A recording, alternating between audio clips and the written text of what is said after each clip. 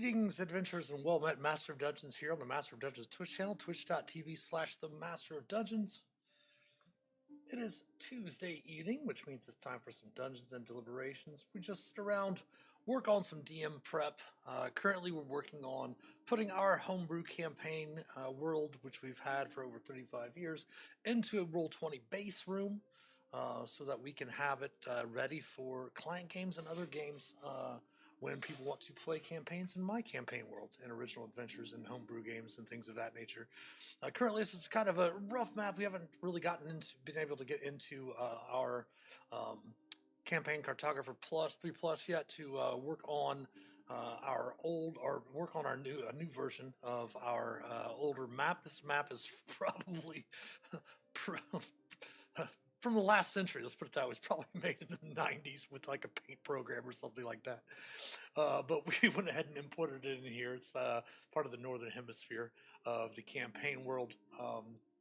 So what we're going to be doing, eventually we'll work on, maybe we might even do that on a Dungeons and Deliberations stream where we're just going through our campaign cartographer map making program and creating that. We did that a few weeks ago when we were working on our some of the stuff from our Ravenloft campaign that we're going to hopefully put out some dungeon craft content for. But we're just taking our Tuesday nights to relax, chat with any viewers that have questions about D&D, about becoming a dungeon master. Pardon me, becoming a player. If you've been an experienced dungeon master, experienced player, asking questions about that, and just general things that very experienced DM can aid you with. And we did last week work with the new jump gate that is for Roll20. We did create a copy of our Roll20 room made a few years back that we were before the pandemic that we were using as part of our to run some of our games, and we didn't put a whole bunch of information in there. Since then, obviously, we've ran hundreds, if not thousands, of games online in the past 4 years since the pandemic started back in March or April of 2020, and then we've been running online as a pro DM ever since May of that year. So coming up on 4 years of doing this. Learned obviously a lot. We've got back then we had maybe 1,500 hours, maybe 1,000, perhaps maybe close. That might be closer to that. But now, of course, we do have over 7,000. We're approaching 8,000 hours, so we've learned a lot. But of course, we are using this new jump gate. It's got a lot of really cool features in it as well. So we also went through and created a copy of the original room that we copied of this with a jump gate, so that way anything we deleted from this room that we want to get from the original we can as well. We also made a jump gate copy of our Master of Dungeons master room. That way if there's anything out of the master room that we need, like for example spell templates, which we're probably going to go ahead and throw in tonight as well. We'll go through and be able to transmogrifier those, because if it's not using jump gate, you're not able to use your transmogrifier. If you're a pro user and you have a transmogrifier, you can only use other jump gate rooms. So we have our base room, which is what we're working in now. Then we created a master room jump gate, and we had a Realm of Darkshire jump gate. So if anything we need to pull from these two rooms back into our base room here, we can do so as well. We did go through and trim down the maps. Basically, we went through and got rid of all of the extra maps that were in here that we don't need right now. We do need to change. This is a very, very old. We need to actually delete that. Delete.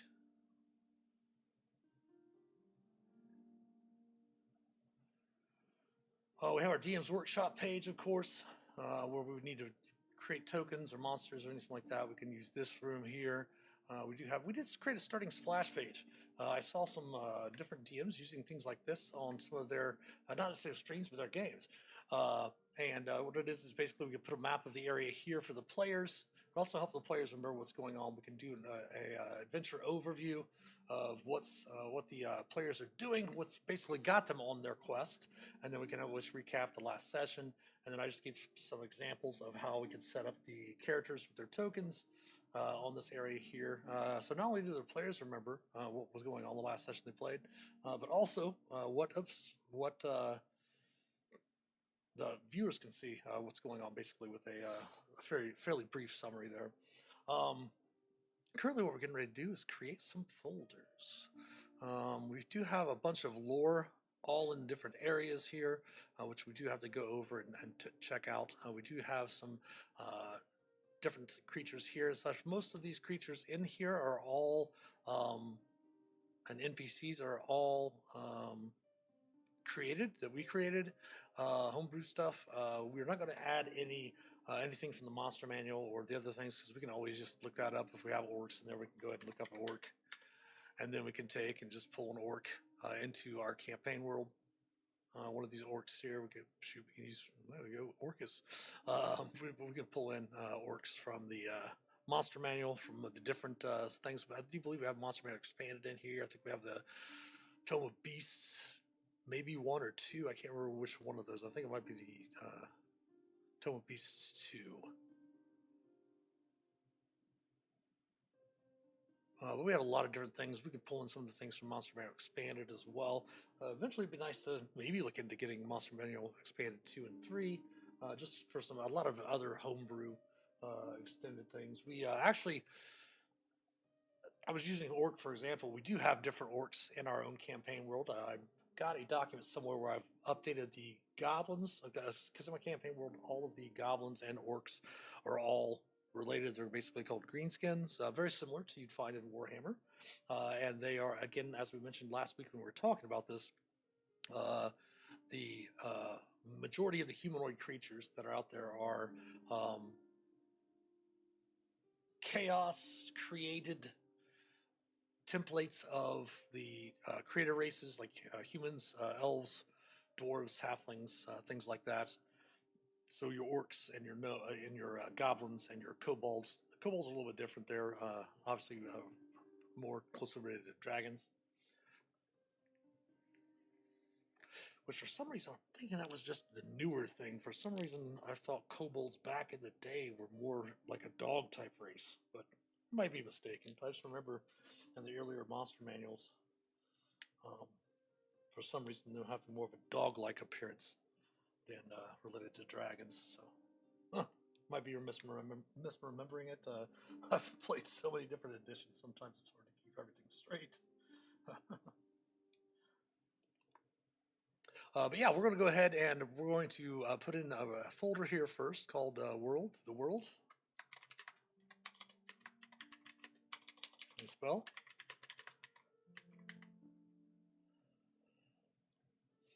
And we're going to bring this down here. And what we're going to do is we're going to take some of this stuff out of our lore, and we're going to put them in. We're actually going to put in folders for each area that the known area that the players are going to be adventuring in. If you did not know by now, I am a huge Ed Greenwood and Forgotten Realms fan. Also, obviously, Dave Arneson and Gary Gygax with Greyhawk and Blackmoor. Very similar to how when I was first introduced to the Forgotten Realms in Polyhedron Dragon magazine back in the day. I didn't create the whole campaign world. I just created an area of it. Whereas the Faerun, the continent of Faerun, and then over farther to the east, Kartur, and down south, Al-Qadim and all that, I created just a kind of snapshot corner, like just the northern part of the hemisphere of the campaign world. I started working on the Mas probably about a year ago, going ahead and updating some of that stuff as well. But let's go ahead and create some folders for the World of Gaia folders. We'll just alphabetize them after we're done. Very much similar to many areas in Greyhawk, Forgotten Realms, and lots of other campaign worlds. A lot of the study have a degree in philosophy and anthropology. Studied anthropology degree, studied classic cultures with philosophy, studied ancient studies, and so a lot of the worlds, the stuff in the world comes from basis in like medieval cultures throughout from Earth to make it a little bit more familiar to the players as they play.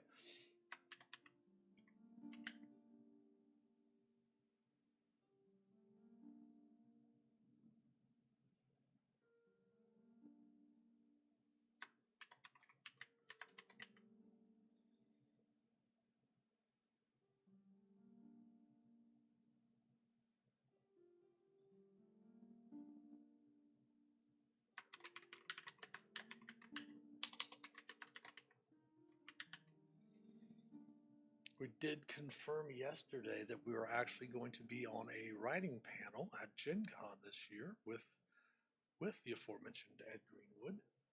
I think it's going to be at 11 a.m. on a Saturday morning, sponsored by Baldwin Games.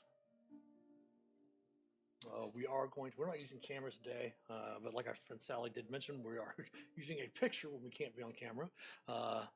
Still feel a little under the weather, but getting better. Tomorrow we do have our stream. Again, our stream is actually going to be, we have the guest stream that we're streaming tomorrow with on Lotro stream. That's going to be from noon to 2. We're going to be streaming over there. Basically a beginner and returning player friendly stream, playing some Lord of the Rings online on Lotro stream tomorrow. That's going to be from noon to 2 p.m. Eastern. I think I have a level 8 Stout Axe Brawler that I created that we didn't do much with. So we're going to actually go ahead and probably delete that one, create a new one at first level so that we can play that on our Wednesday streams from noon to 2 when we stream with Lotro stream.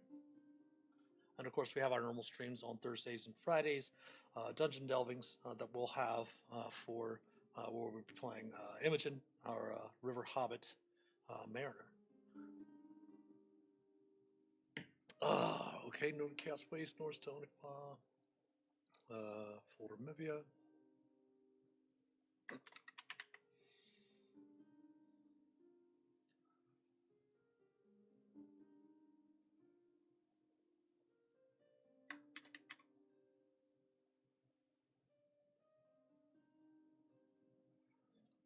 Now, I don't have a lot of stuff about LOL in print. I've got a lot of a lot of these areas, I just have tons of notebook pages and stuff from them. But all the stuff from LOL, I allowed my wife and our friend Dave to create some of the environs of that. I just told them, they asked what's the basis of it. I said LOL is a island ruled by half-elf Amazons. And so they went through and put a lot of stuff together for that.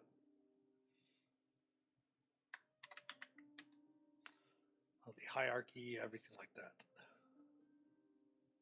I think they even went so far as to put in special flora and fauna, which is really awesome.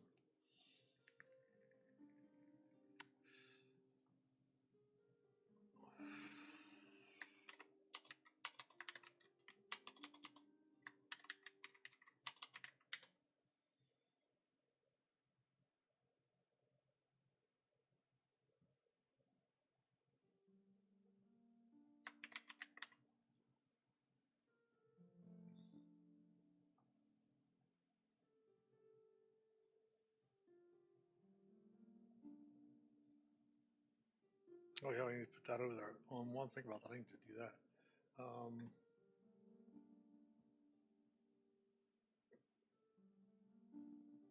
Aerial 32.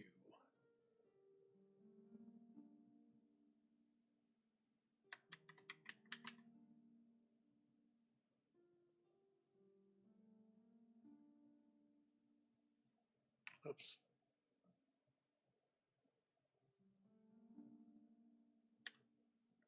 There we go. Oops.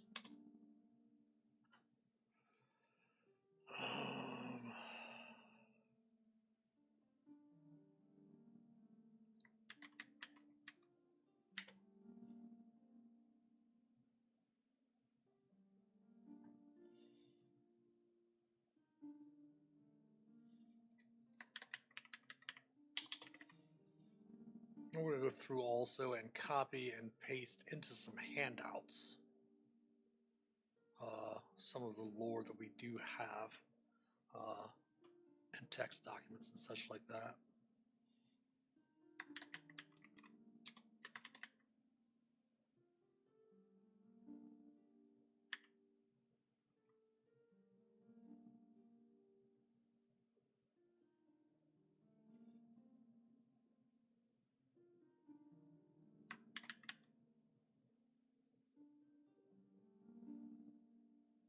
And there's something else that we did not have labeled here either.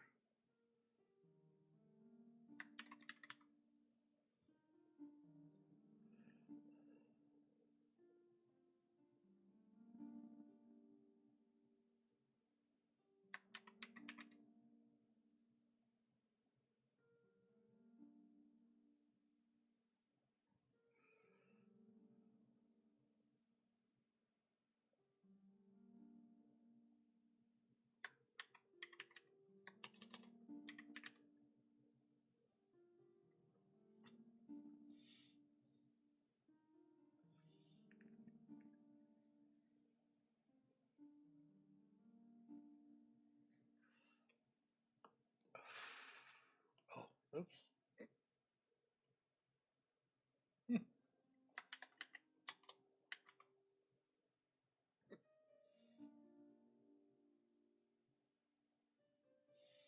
I also like that you don't really have to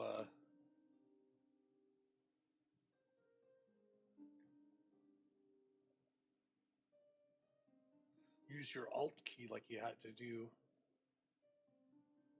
um, when you want to position stuff on the map layer. You don't have to do that anymore, which is awesome. Just allows you to drag it with the jump gate stuff. Of course, the jump gate has a lot of the newest features in Roll20.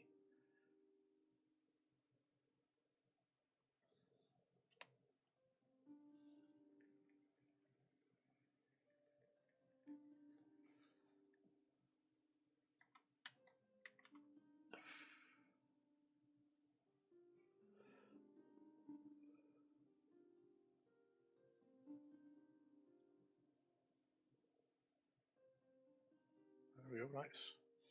All right, so now what we're going to do is going to go to the lore. Most of this lore is going to go into Ernan.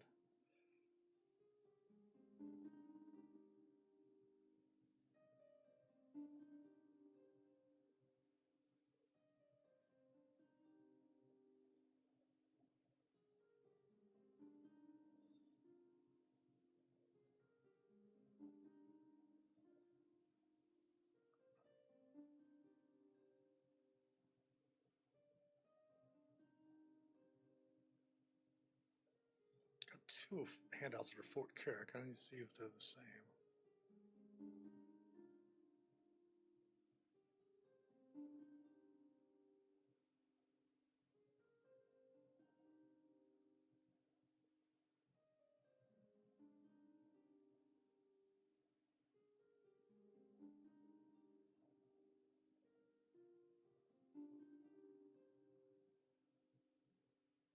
Because the first Fort Carrick we got to have to delete. Okay. What's the difference here? All right, so we don't need the. We'll just rename this one. Delete this one.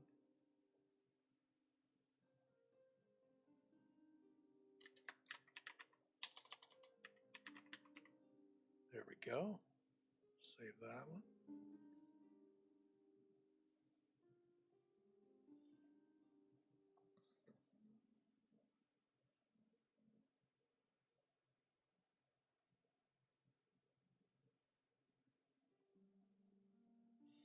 I think we need to go through here and also put in our.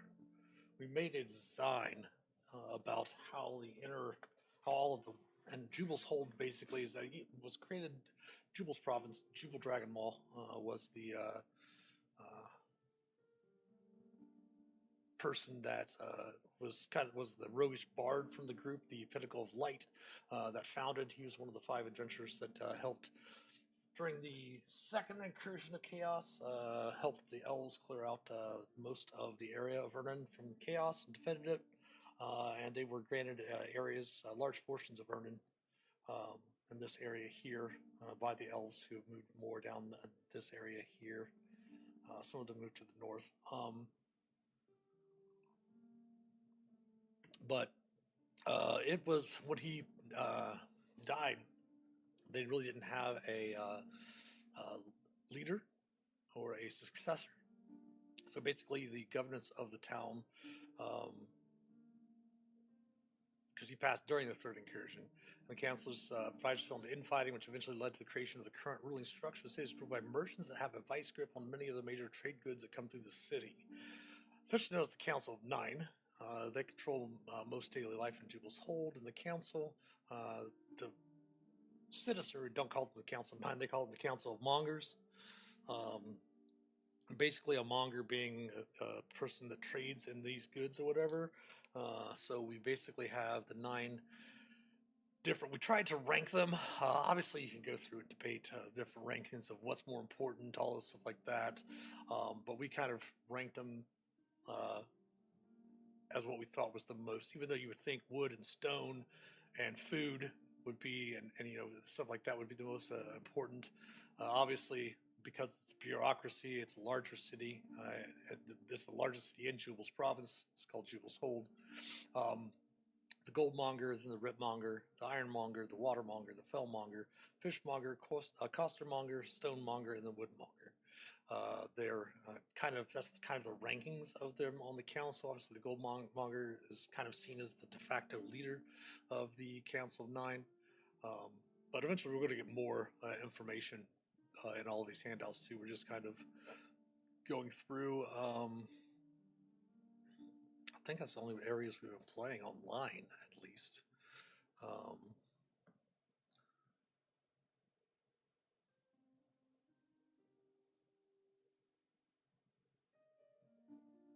um, Religion.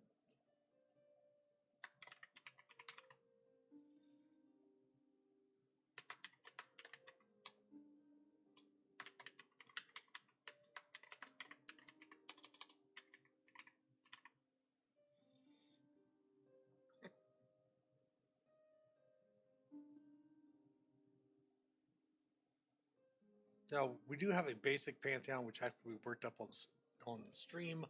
We just brought in basically 4 deities: deities of good, deities of law, deities of good and law, deities of neutrality, deities of chaos and evil, and then some non-human deities for the major non-human races as well. We do have a much larger pantheon, but to make it easier for client games and such like that, we just went through and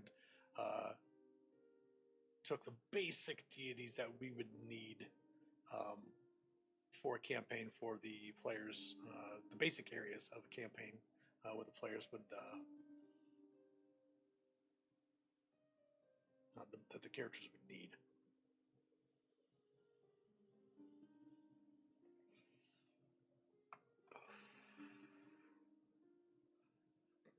How am I spelling that wrong? It's my own freaking campaign world.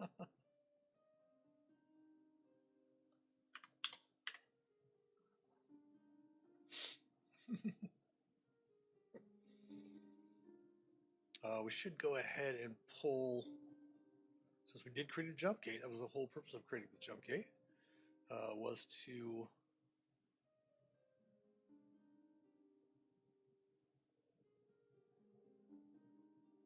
we need handouts.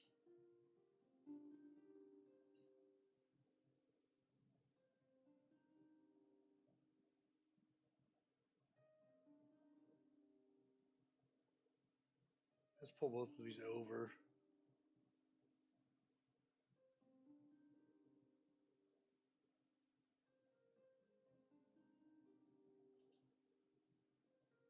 Did we archive that? I think we deleted it.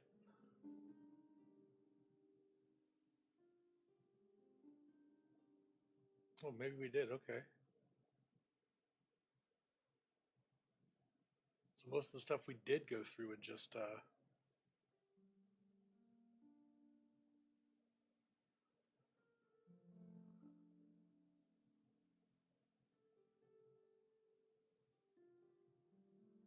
oh, okay. God, that's right. That's right. That's right. That's right. Okay.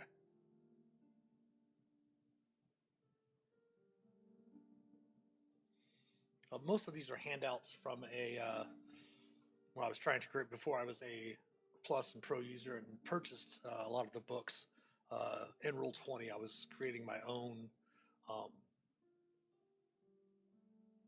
player's handbook basically to have the players have access to. Of course, if most of in this campaign in this game room, I'm going to have access, share my whole compendium for D&D, so the players have access to all of that information.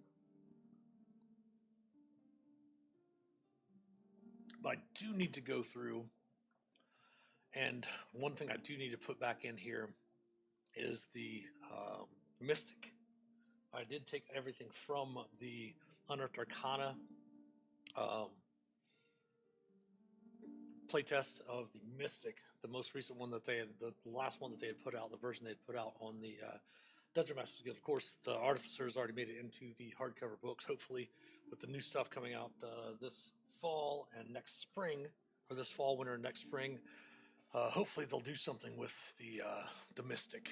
I actually had created a class called the Mystic which was very similar to what they have for basically the celestial, was a divine soul sorcerer. What they came up with as a divine soul sorcerer, which is basically a sorcerer type class that pulled from arcane and divine spells, which I created like a third edition. They came out with that for fifth finally. But we don't need that. We've got these already. So these are the original. We're going to edit that and put original.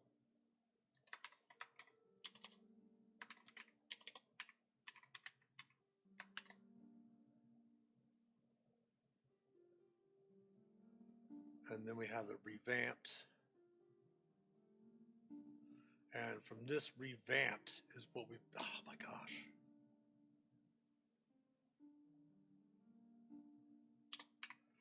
From this revamp is what we took from the basic 5th ed, basic Pantheon.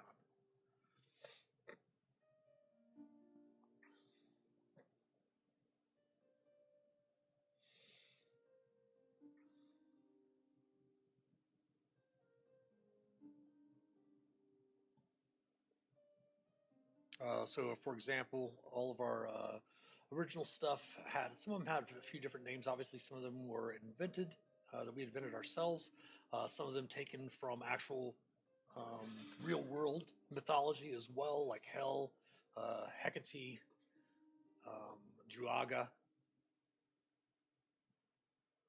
Bragi, or Bragai, however you like to pronounce that. Ariok and Nurgle are actually two different entities. Ariok is actually one of the some sort of demon lord, or portrayed as a demon lord or a different deity in the Judeo-Christian Bible. Nurgle, I believe, is from Indian mythology. Of course, took Artemis, things like that. We also invented some of them. Obviously, we took Bahamut and Tiamat from Mesopotamia as well. We did create some stuff of our own. Also, then we went through and actually revamped that from, these were our first, second, and third edition deities. Again, as I've mentioned many times, I played 3 sessions, I think, of 4th edition, went right back to 3.5. And then we went through and revamped them a couple of years back for 5th edition. Trimming them down, changing and adding, putting some of them together, like using Hexana and Helcora instead of using Hel and Hecate. Obviously, we used Lilith. We created Magus, Martin Fohammer. We used Marduk still from Mesopotamian, Metalstrom.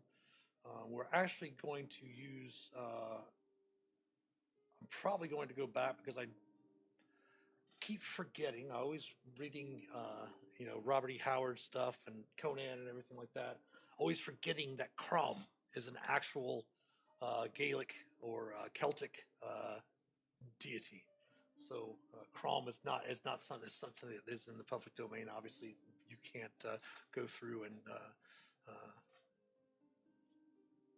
copyright, things from history. Well, I guess if you're Gene Simmons, you can try. But then we revamped from those revamped deities. We went through and took out our basic 4 deities of each of the chaos, evil, law and good, neutrality, and all of that. So that is what the players have there. Those that are here that are actually real world deities that we kept in here were Bahamut. We also kept in Tote. Some people call it Thoth, but it actually is pronounced Tote. And we wanted something that was very similar to Father Time, so we created Zodak, obviously a play off the word Zodiac. Ariok, obviously real world deity from the Bible. We brought in Hexana. Skandar actually is a deity from some Indian or Hindu religions. I believe that's where it came from. It was actually a deification of Alexander the Great, which I was interested to learn, was Skandar. So we brought in Skandar as the god of battle, strength, and war. And of course, Tiamat. And then I believe all these were our own, other than Lilith. We took Lilith from, basically Lilith is our version of Loth in our campaign world. But we did create Martin Fohammer, Grushnak, Corn Golden Leaf, Dola Bobbins, and Bartlebrook Blunderbuss are the standard non-human deities for the campaign world as well. So we've got those down. We've got some other stuff here. We've got the world. We've got all of the different areas set up here. Let's see. We did have new magic item order put in there, but I think I'm just going to go ahead and start doing some dumps. We're going to take the Adventurers Guild contract. Do we get that all fixed up? If you haven't seen the stream before, you're not sure what I'm talking about with the Adventurers Guild contract. The majority of the campaign world takes place in this area here of Ernan. We do have some different areas like Dracos. Dracos is an area of the campaign world that is basically kind of split into two, split into half and half, basically along kind of a line like this. Whereas the old rulers of Dracos were the Dracos family. They were basically a military-style meritocracy, and they were more good-aligned. Then when the first incursion of chaos came through, they were able to push them back, taking back half of the continent of Dracos, I would like to pronounce that. And the Black Legions of Chaos basically are just like a kind of like a almost like Mordor-esque type of thing on the northeastern side. The problem was that when one of the emperors died, unlike what happened in Jubal's Hold, the brothers of the emperor both wanted power. So Dracos, the Empire of Dracos, has basically been at civil war for centuries. There's the Dracos family and the Draconar family, and they've since, because of it's basically just the chaotic, the influence of chaos kind of seeping into their lands, has kind of poisoned the minds of the people there.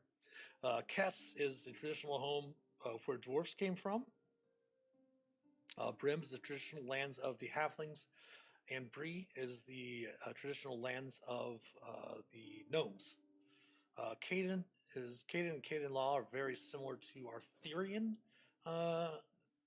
adventure, magic stuff, such like that, more druid-oriented things along those lines. Kuri, very similar to Korea and some of the Korean myths and such. Norsta, obviously, very Nordic with the Vikings and such like that. Onipa, very similar to Japanese culture. Mivia is kind of like just basically a trade aisle that basically everyone's welcome, good, evil, chaotic, lawful, neutral, whatever races, classes are all welcome to trade in Mivia.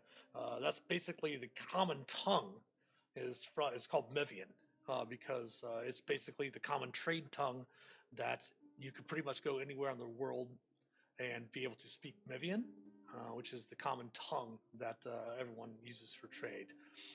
There are obviously different languages and dialects. Like I said, I got a degree in anthropology, so when I was studying the American anthropology has got physical anthropology, cultural anthropology, linguistics, and archaeology. So when I was doing some of my linguistic classes, I actually sat down and started making up different languages and different dialects in a lot of different areas.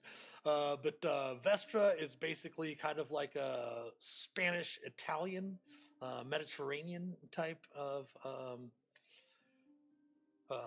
medieval cultures. Ernan, very similar to French, Gaul, and Germanic things of that nature. Very similar to that, like the medieval time.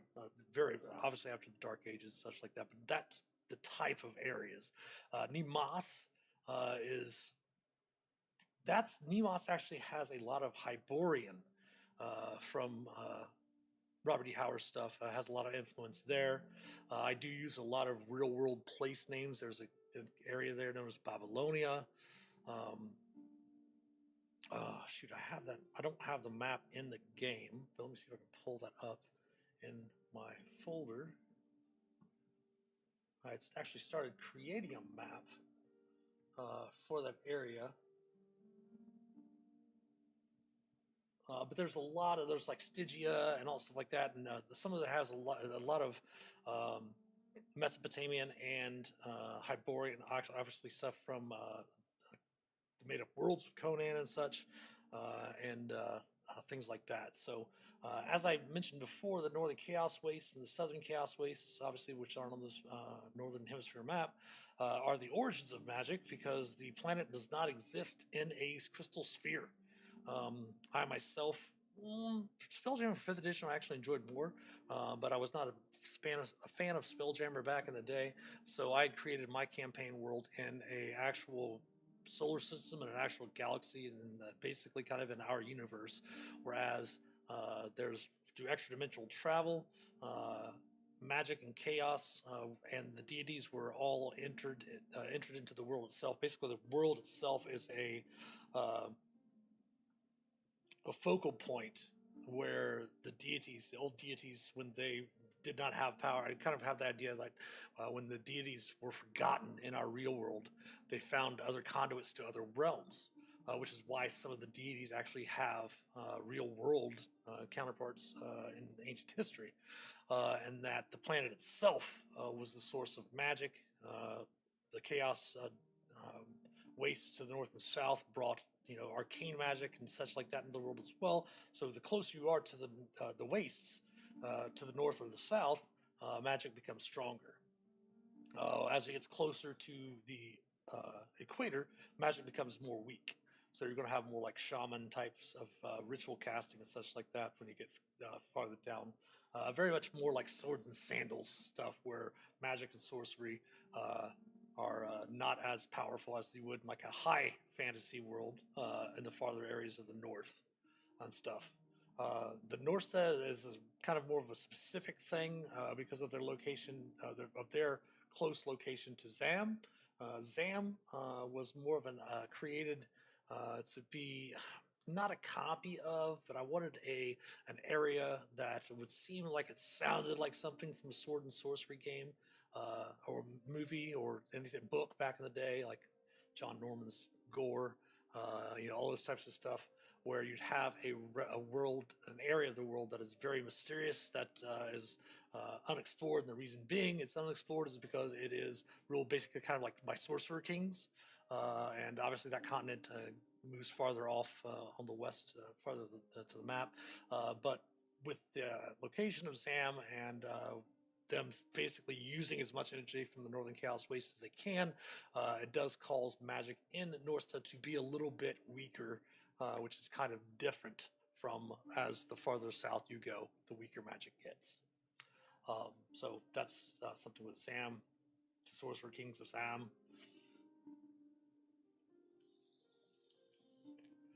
So let's see, we got the deities in there. Let us see what we've got in these folders that we can start putting over. Let's go campaigns.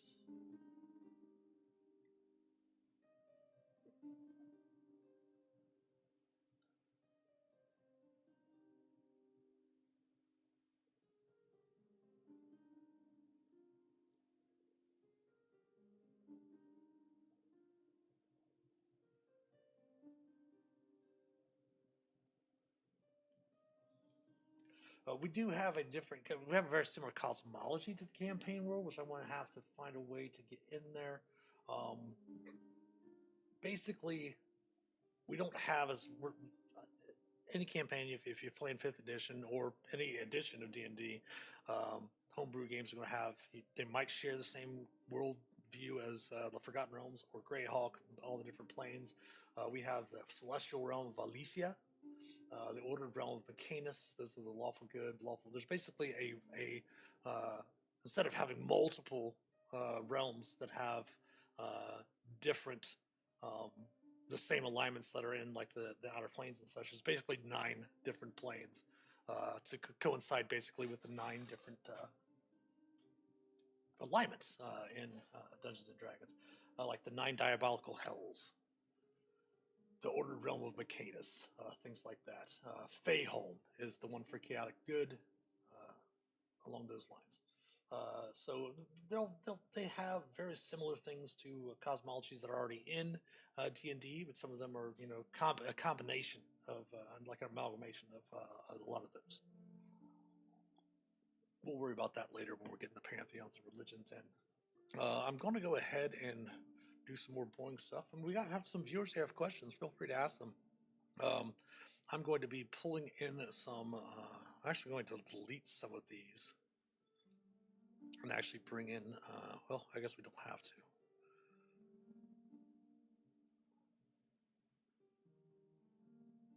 I'm going to bring in some spell templates, cones.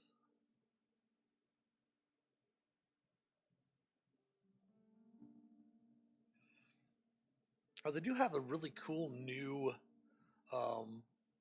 measuring tools in Roll20 that you can actually access out even outside of Jump Gate. Now you don't have the effects in here yet, but they do have the new measuring tools. So measuring, you can actually do lines, squares, circles, and cones and beams. You can adjust the degrees and all of that stuff like that. So you can actually draw out a cone, like a 60-foot cone for cone of cold, stuff like that. So you can actually bring out those different things. You can bring out your different radiuses. You can do your squares as well. Adjust your squares around for like different stuff. But I do continue to use spell templates for the players just so they have a little bit of a cool different versions. This is the old versions of Bigby's Hand that I do not use anymore because I actually went through and got a different version of that. Let me go ahead and delete that. But we're going to go ahead and start pulling in. Is that the same one we use? That is not the same one we use. We're going to delete that. Start pulling in some of the other spells and such. These are all by name.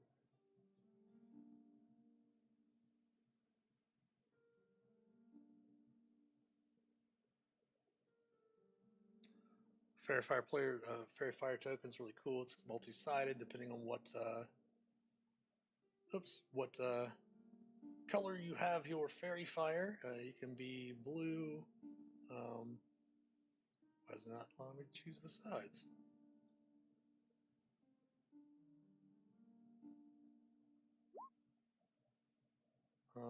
Maybe we might have to delete all these and bring some more back in.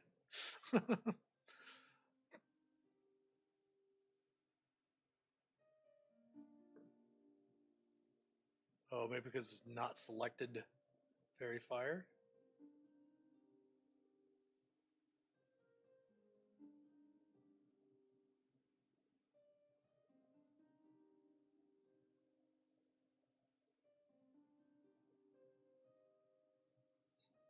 Huh, it's not letting me choose any sides, so let's go ahead and delete that then.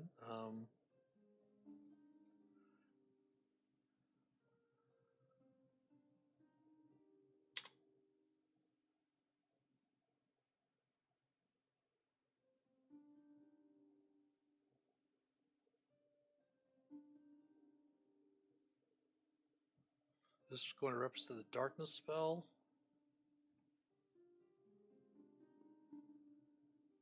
Again, there are bugs also with the jump gate is also, so.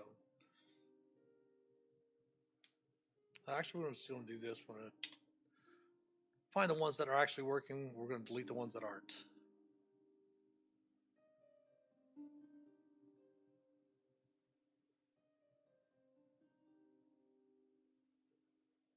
See, it's not generic token cancel.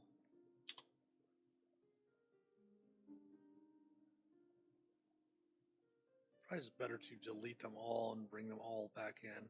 Be much easier that way.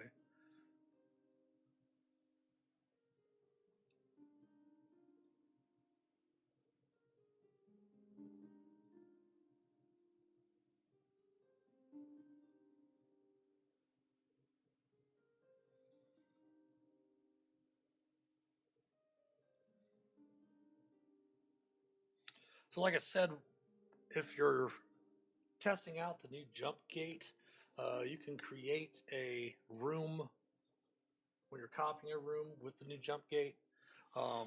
If you do so and you want to pull things in from other rooms, you will have to create a jump gate copy of that room. When we were experimenting with Jumpgate last week, we wanted to try it out, see what was going on because it is in beta test for the pro users. We wanted to transmogrify some in, so we couldn't because we didn't have any other we didn't have any other Jumpgate rooms. So we created Jumpgate copies of some of the rooms that we wanted some stuff to have access to. Basically, I'm just going to be pulling over all of my spell templates. We're actually going to do this. Spells and templates are going to come down here at the bottom. So we'll just move that down to the bottom so we just move everything over.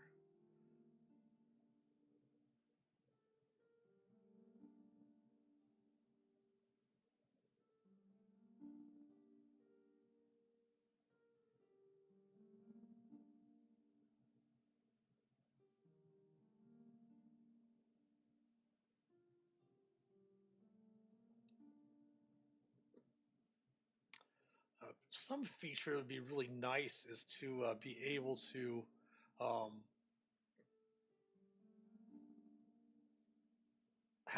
be able to copy certain folders from certain rooms. So like if I had a spells and other templates folder, I could just take that whole folder and copy it over to Roll20. I'm sure they're going to add something like that eventually. But that way you could actually copy specific folders over from the room without having to bring everything that's in that folder over. That way you can copy your spells and templates. You can copy, say you have your own monster manual created. It's really nice that they are adding token actions to all of the adventures and such like that now, but obviously they don't have any monster token actions on the stuff from the monster manual and such. Most of the adventures that they come out with in Roll20 from Wizards of the Coast and such will have token actions on them. But I went through and had created a complete monster manual using the template that I showed last week that has token actions that you can actually go through and put the token actions on every one of your monsters. And it would be really helpful just to be able to say, okay, monster manual from this room, pull it over, and it comes over to this room as well. 20-foot cube. 30-foot cube. 30-foot radius.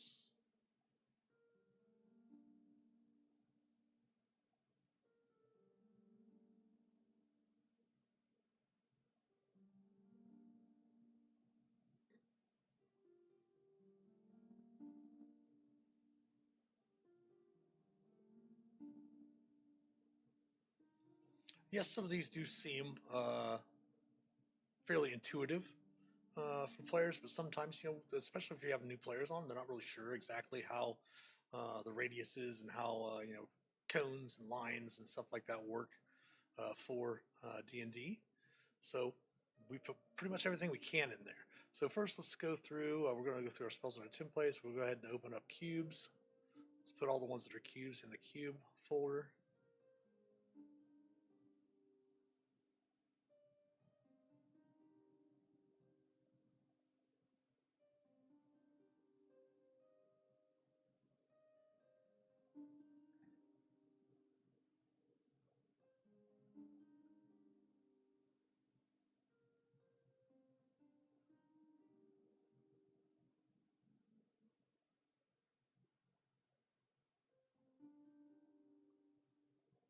Do we have any other cubes in there, do we? No. Next is radius.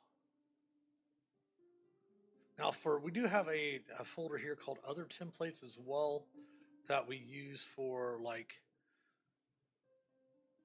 caltrops, we use for ball bearings, that we use for hunter's traps, things like that.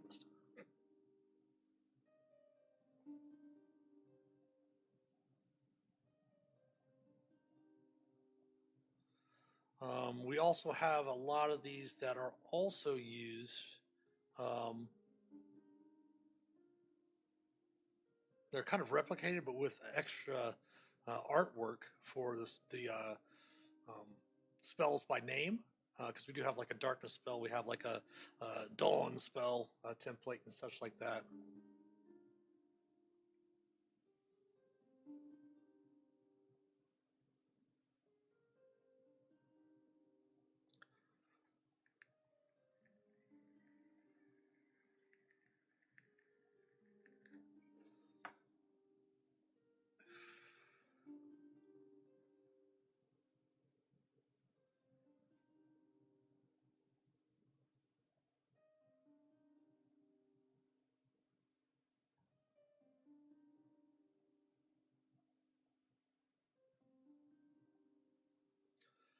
guess those are all lines left.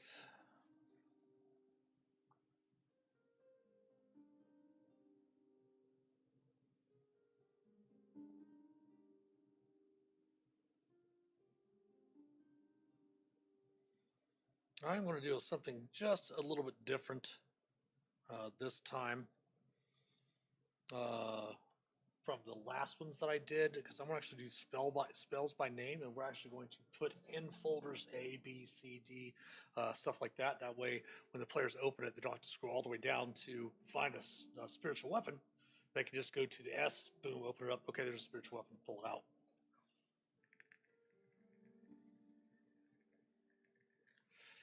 Okay, so we're going to go ahead and add folder.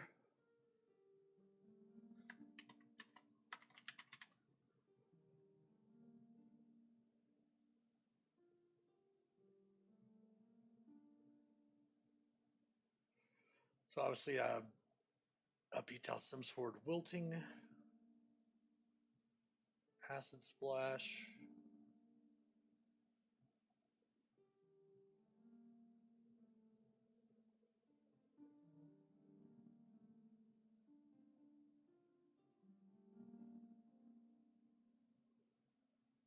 Arcane Gate,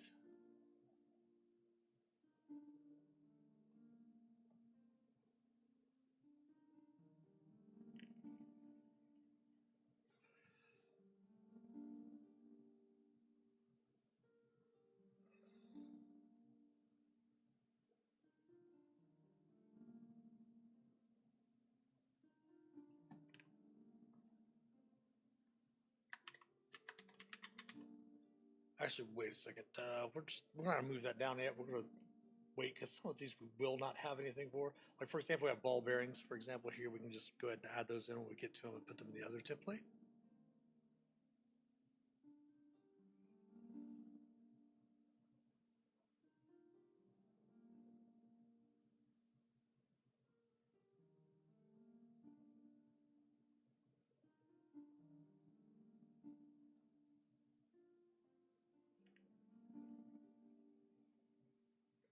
Yeah.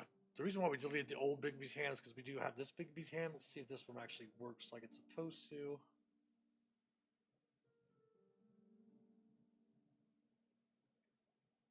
And they're not working in that manner. That's very unfortunate because it's a rollable table. So let's go through and see if we have the rollable table for Bigby's hand.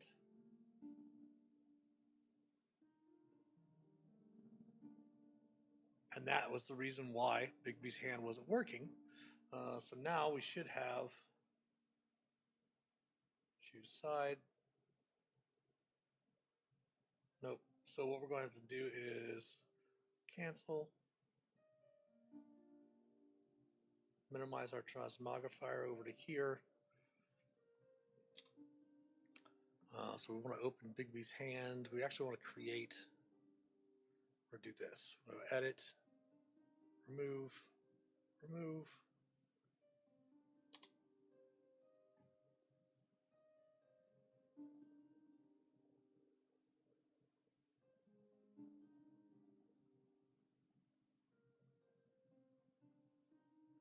Drag it out there.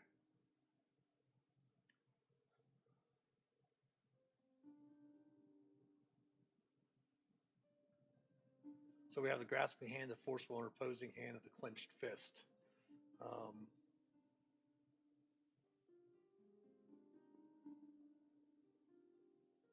It's not creating a token, it looks like. We'll cancel that. Deleting that stuff.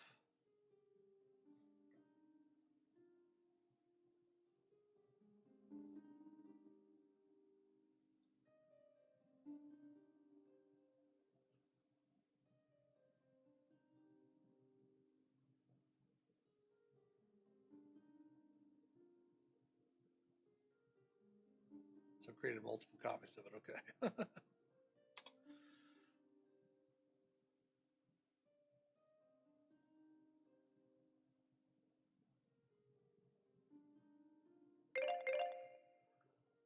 Yeah, all right. So we'll get that added in there. But that sound means that we do have an ad break coming up. So we're going to take a short break, and we'll come back on the other side of the ad break and chat. If anybody has any questions about D&D or being a DM, being a player, anything about creating your campaign worlds or anything like that, we can chat about that on the other side of the ad break. And we'll be back right after the short ad break. So please, if you would stick around, we'll be back shortly.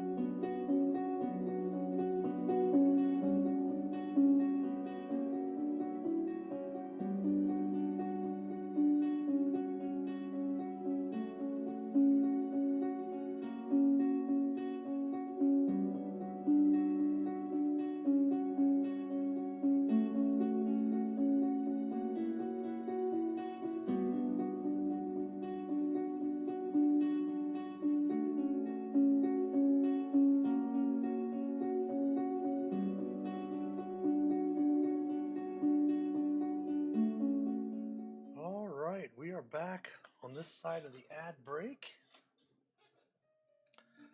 So yeah, we have that working now. Multi-side, we just got to make sure that we bring the rollable table over when we bring over the spell template, so that we can just do the multi-sided, choose a side. Still not allowing us to choose the side, and we set that up as a default thing for it too. What in the world? Okay, we're going to remove the default token. Going to delete the Bigby's hand. We're going to come to our rollable tables. We're going to create a token, which creates the token for us. We're going to set the size for Bigby's. And it's going to represent Bigby's hand.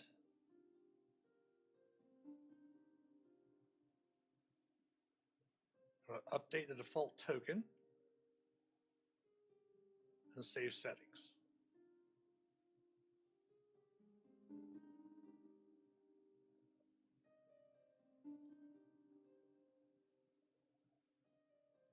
And if we pull out a new one, it's not allowing us to save that. Even though the version we have out right now does have the choose the side. So I wonder if that's a thing in Jumpgate. It definitely does work in the normal Roll20. I wonder if it's just because it's a Jumpgate thing.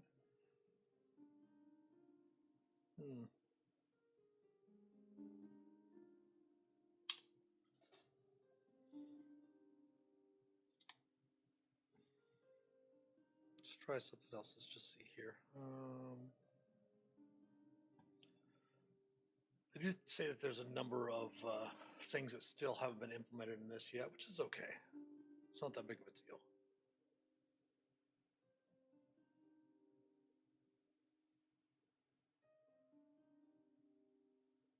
The character sheet for Bigby's hand.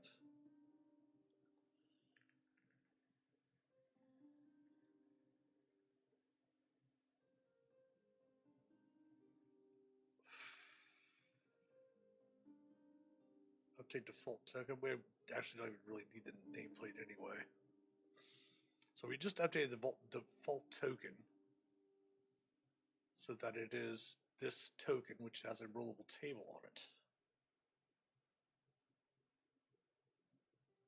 So this one still allows us to choose which side because it shows each one of those. We have all of that artwork in our library as well. We can actually get rid of that old version. So I'm just not sure why we update the default token, why it's bringing out a different version without using that rollable table token. It's still showing it as multi-sided, but it does not bring up that it has other sides. So maybe it's something in the rollable table. Let's check that out.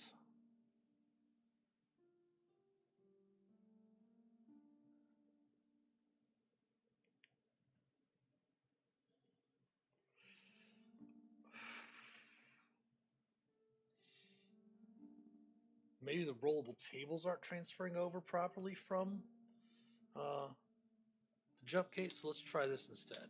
So I have clenched fists, forceful, and interposing, and grasping. So let's go ahead and delete, let's cancel. Let's go ahead and delete this table. Oops, delete rollable table. We'll add a rollable table. Players can roll from table. Yep, we're going to big these.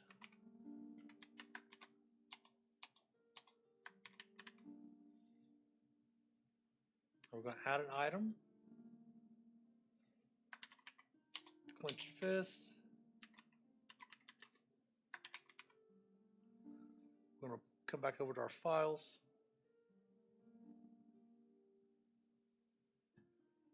Let's go over here. We'll look at Bigby's.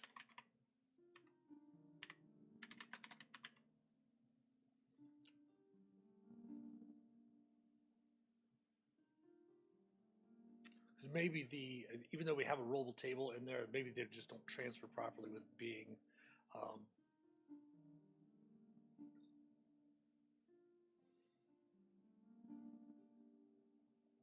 add an item.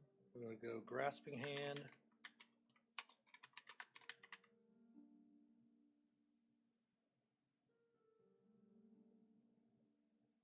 Save changes, and we're going to add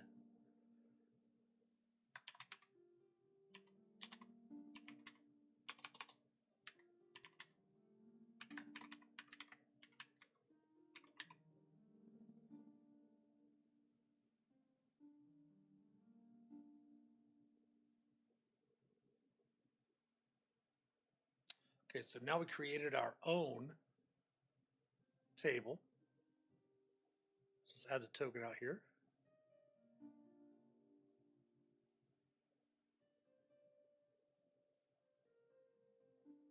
Which we can choose size. Okay.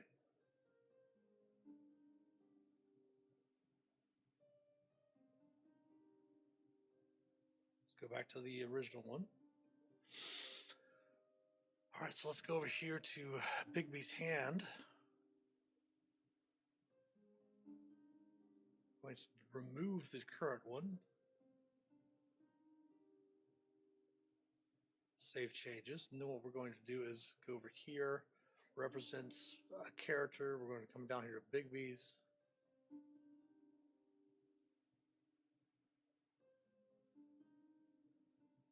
update default token for that and save settings.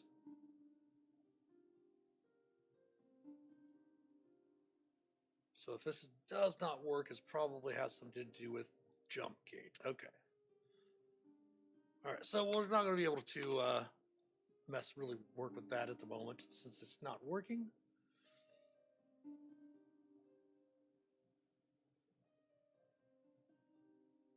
Which is weird because we don't have some of these, like for example, I was showing you the Fairy Fire player that I used to play with that we haven't talked to in a while, but they made some of the tokens as well, and I didn't have a rollable table in my games for his character, so it probably just has something to do with jump gate, which is fine. We can just worry about that later on. As I said, they are continuing to improve on everything in jump gate as well.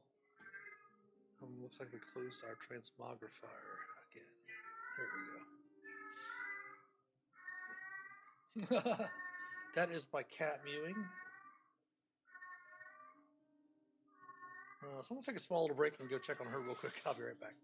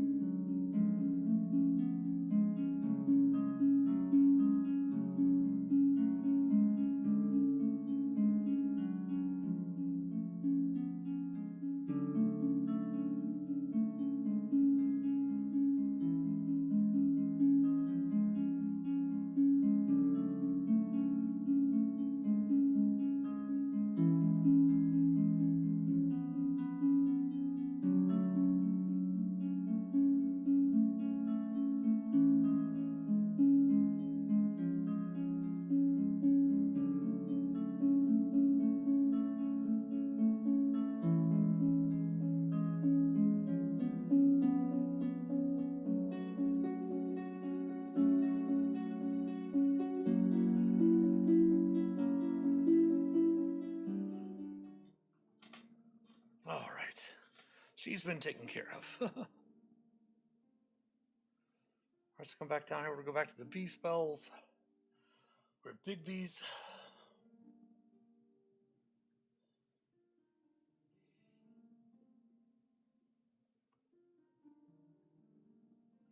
Blade barrier.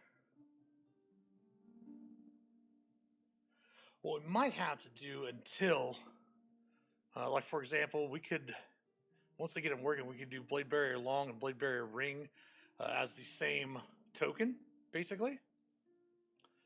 For the same spell, we just, again, make it a multi-sided token.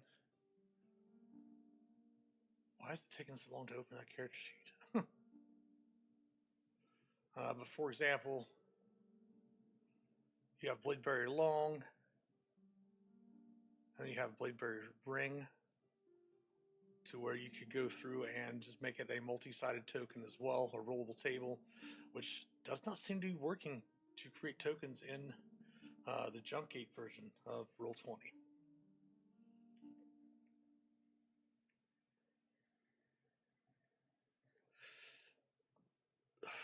Because it was showing art that wasn't there when trying to roll the tokens, because apparently it wasn't showing, like when we rolled it from the table we created. Now I'm wondering,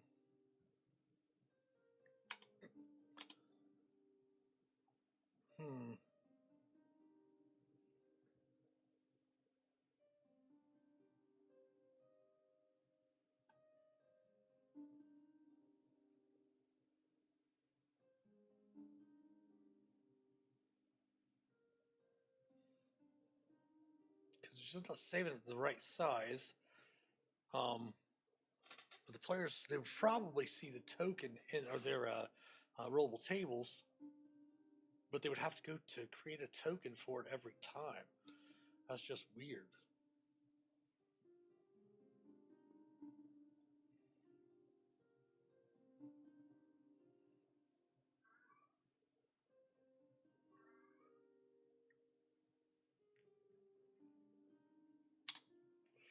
Huh. What we might have to just do is do Big B's. Probably be easier to do a Big B's hand clinched. Just do individual ones for those. But for now, they would be just fine. They're fine for their as they are right now. Transmogrifier. Let's go back to B's. Blade. Bonfire.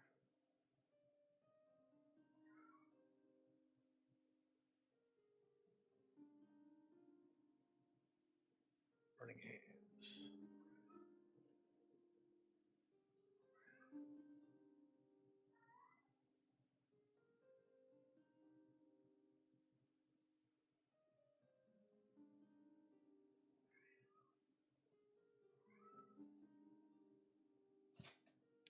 All right, then we'll create the C folder.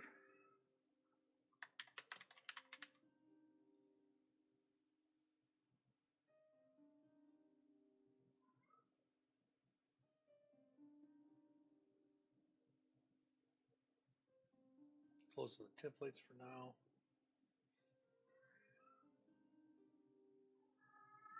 Although we can go ahead and open it back up and put caltrops in there.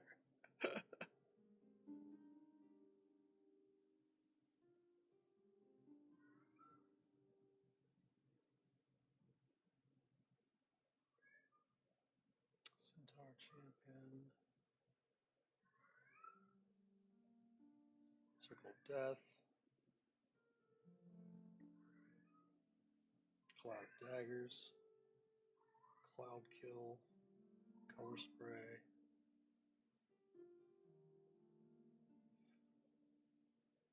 Oh, we do want to bring these cones spell diagonal and standard in. We had taken those out.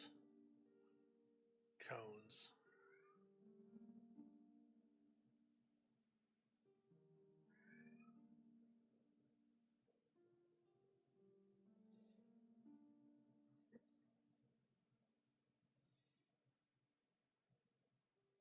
Cone of Cold. Conjure Barrage. Water Whirlpool.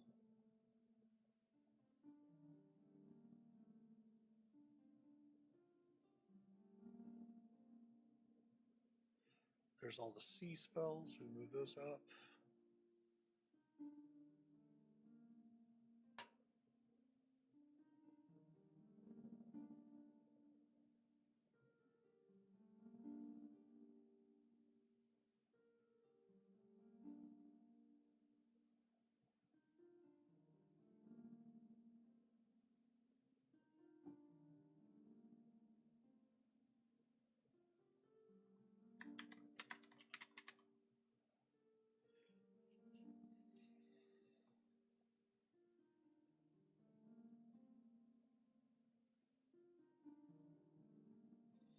Oh, missed Conjure Barrage.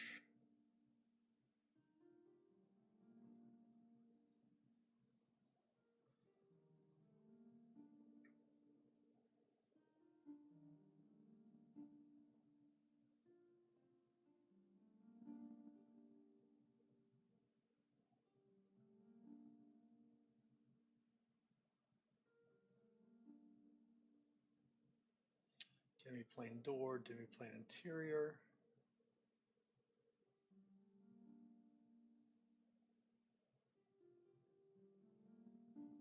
Dragon's Breath, that's multi-sided as well.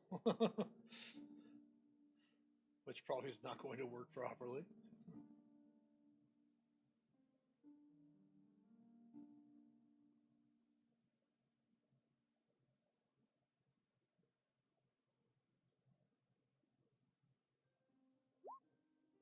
Because showing that it doesn't have any art for it. because it's not showing the rollable table for it, which is okay.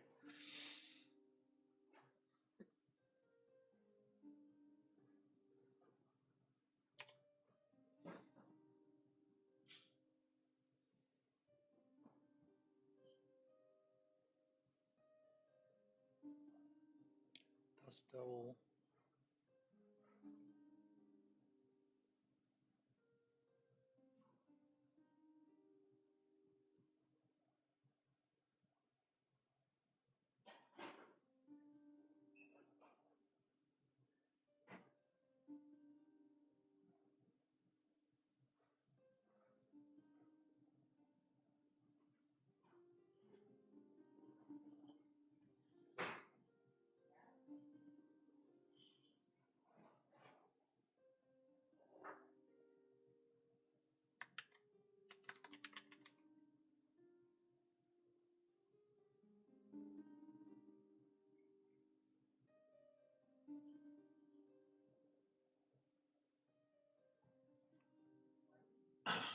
Earth Tremor.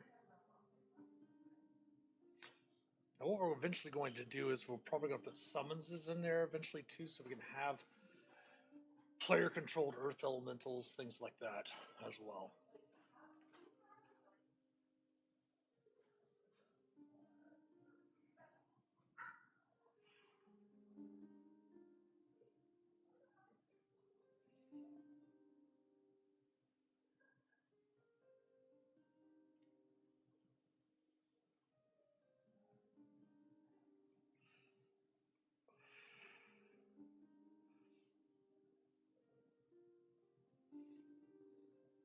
We use the Exploding Flump for the Wild Magic Barbarian's ability to place stuff around there.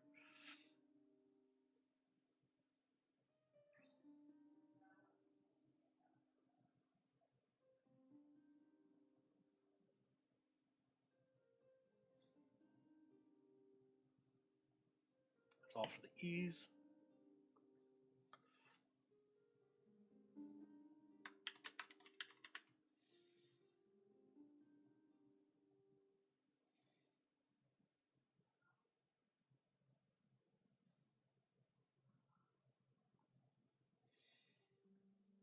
Fairy Fire, again, that's not going to work because of the tables and stuff not really working at the moment.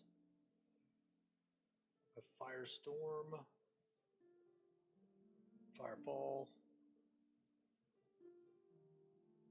Flame Strike, Flaming Sphere,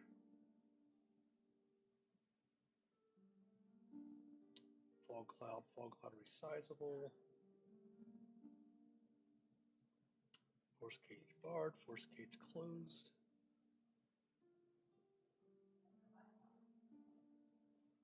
Frost Fingers.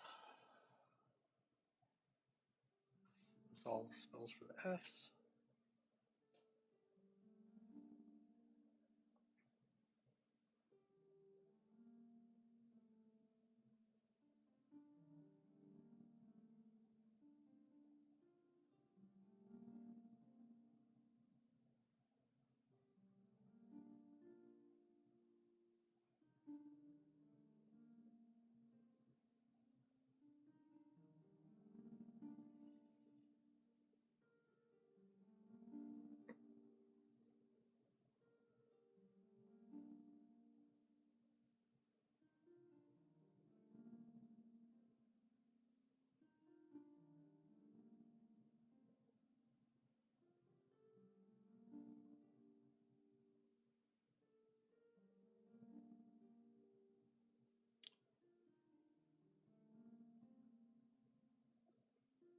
I think Grease might be the only one. If Grease is the only one, we're actually, if there's only like one spell or two spells with that, we're just going to put them right in the next order, right? Like right, oops, we forgot to get Frost Fingers up there.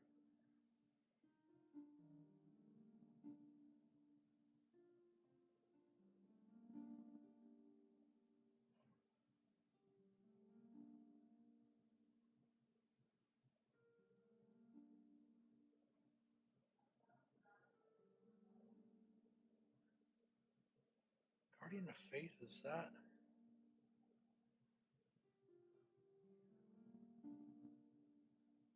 Yeah, so we do have some extra cheese, so we'll just go ahead and put cheese spells.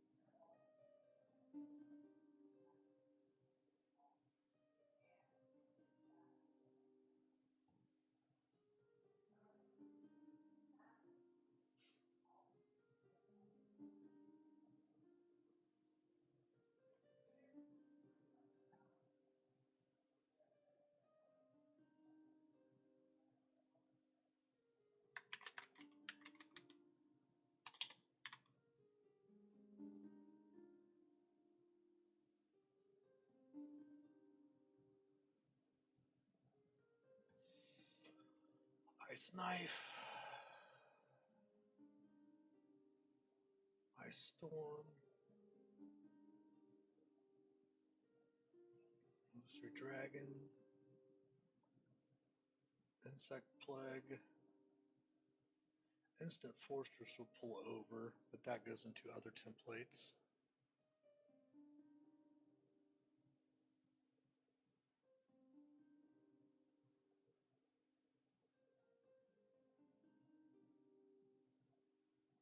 So it looks like all the ice spells.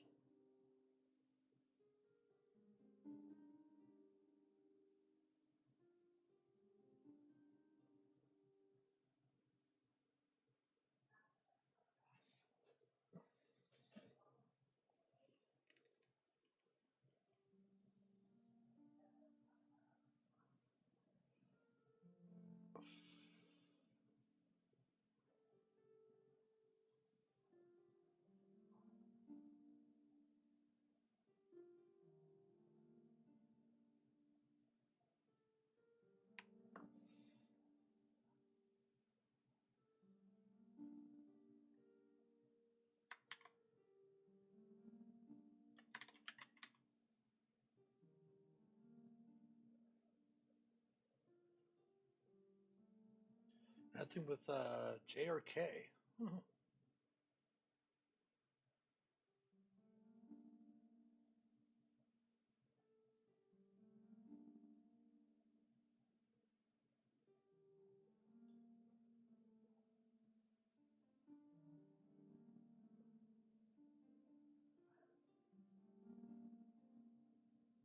Now this token is supposed to like the light spell.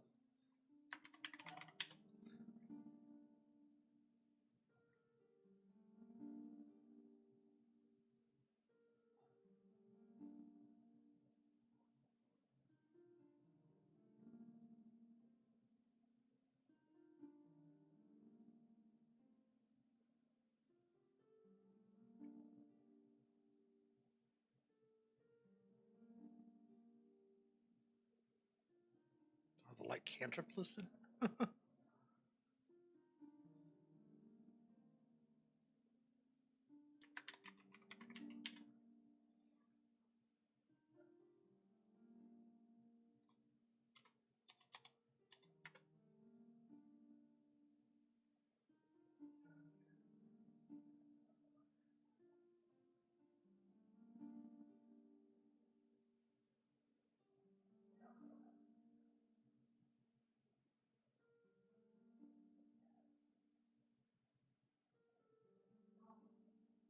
Hmm. You kidding me? That's insane.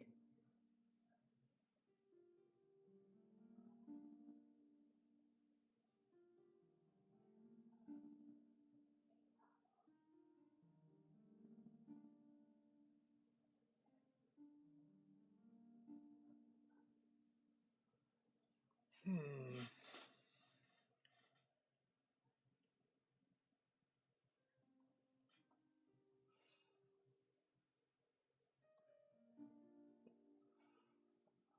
I think light is 10 foot, 10 foot or 20 foot, 20 foot. So it's dim, yeah. So it's 20 foot bright, 20 foot dim. So from this, what we would do is we want to go to this dynamic lighting, turn the vision on. Bright light for 20 feet and dim light for 20 feet. Always put my dim light down to the middle. Save settings. Update default token. Save settings. That way, when we're on a map that has dynamic lighting, when someone casts the light spell, they can pull this out and obviously put it on, whatever they want. If they want to move that light around with an item, uh, they can pass back and forth.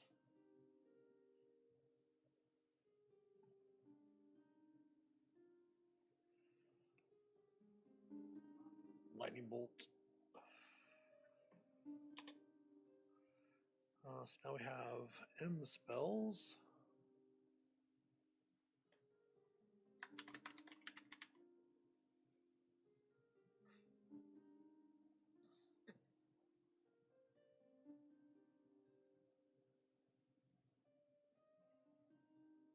So we have Scope here, Mighty Darkness first.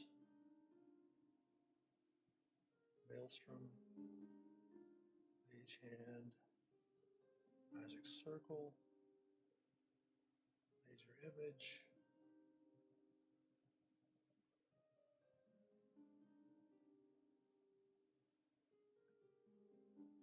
Maximilian's Earthen Grasp. Meteor Swarm. Minor Illusion. Volt Earth. Moonbeam.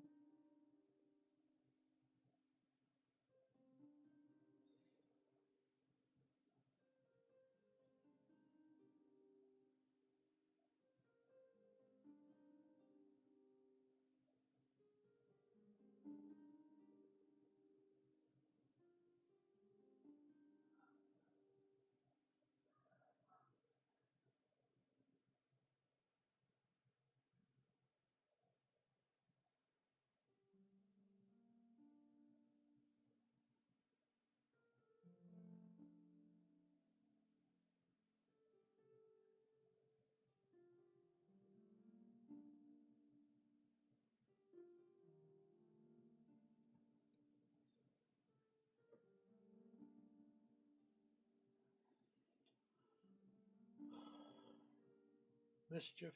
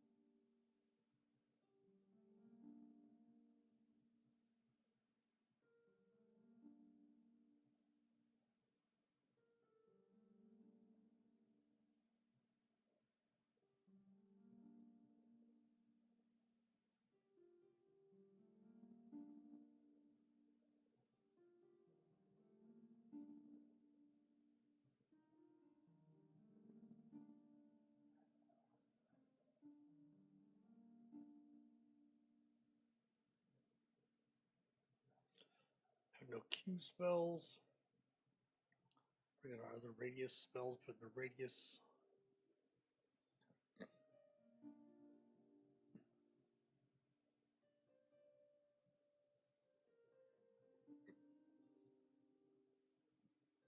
Random effects go into the other templates. Basically, that random effects allows us to do surges. Let me see here. This might not work either because of the tables and such. It's supposed to have a token action, so let's come over here to this, see if the surge works. It does, okay.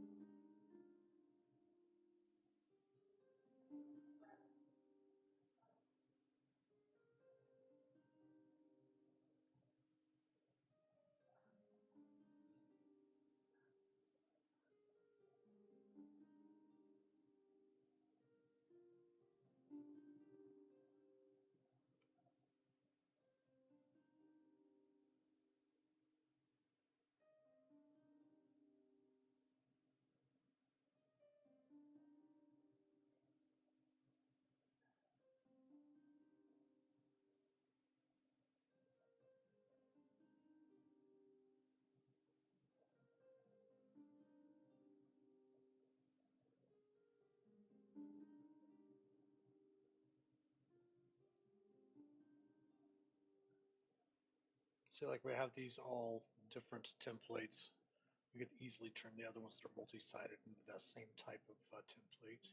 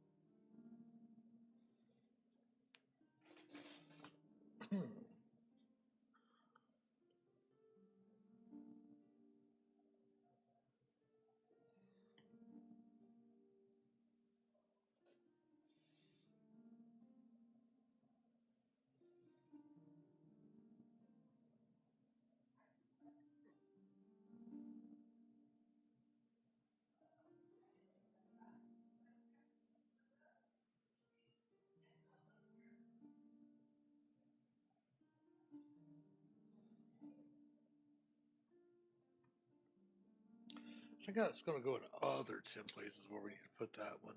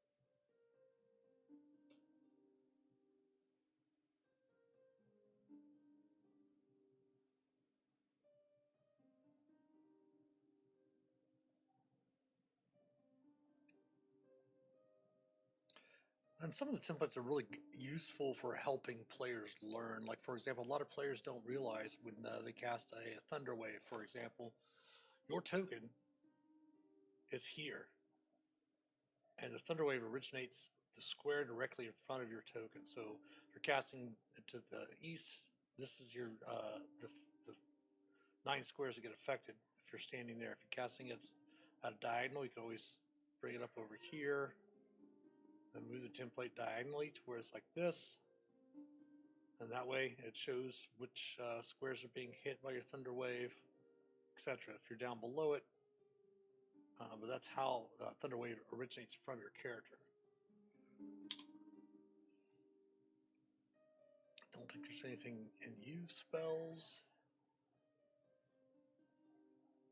Oh, there's Unseen Servant, which we don't have to have a template for, but it's still fun for characters that want to pull out a broom.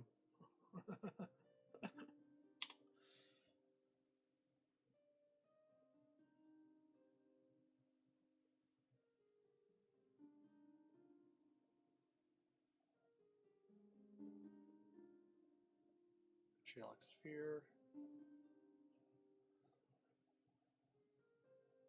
Now we know there's going to be a lot of wall W's for walls.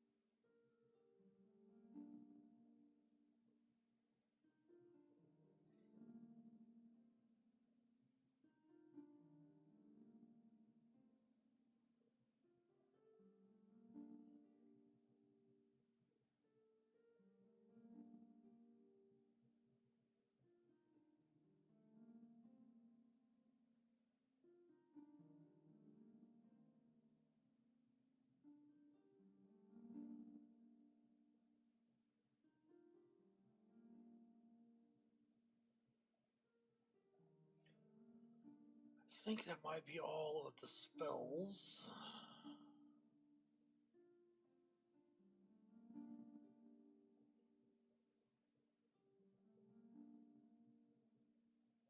Yeah. All right, so we've got all of our spell templates in there. We've got them by spell name with alphabetized for the spells with multiple spells starting with the same letter. That way it's easier for the players to search that. We're going to go ahead and call the stream for tonight. We do have a stream again tomorrow morning Well, afternoon, I should say, at noon Eastern time until 2 Eastern time. We will be streaming over on Lotro Stream, twitch.tv/Lotro Stream, which is the official stream channel for Lord of the Rings Online. We'll be doing that. Our show title is called Dungeons and Delvings, very similar to our Dungeon Delving stream that we have on Thursdays and Fridays.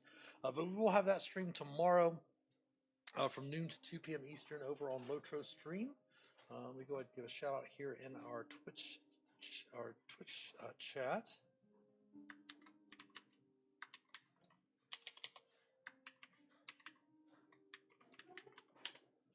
So definitely come by and check us out there tomorrow from noon to 2 p.m. It is a new player and returning player friendly stream. We're going to be going to delete our level 8 stout axe that we haven't had a chance really to play, create a level 1 and start playing that, and then also probably start off with our character Tyrannus, who's our level cap, level 150 hunter.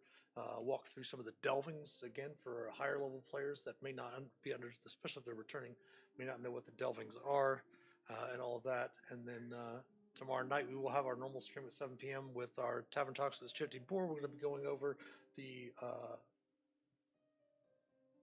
second half of The Enemy of My Enemy, which is the first epic that came out for the Dreams of the Red Wizard storyline, in which I was the story architect for, the co-story lead on. And then we'll have our normal streams on Thursday and Friday at 8 p.m. Eastern for Dungeon Delving.